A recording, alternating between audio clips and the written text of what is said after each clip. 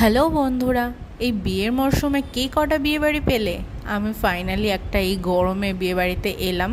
যাক, তাও বৃষ্টি পড়েছে বলে বাঁচোয়া। এই মরশুমে তোমরা কটা বিয়েবাড়ি গেলে সেটা জানাও। আর এদিকে বিয়ে চলতে থাকলো, আমাদের খিদে খিদে পাচ্ছে, খেতে বসবার ঠিক সেই মুহূর্তেই এই যায়।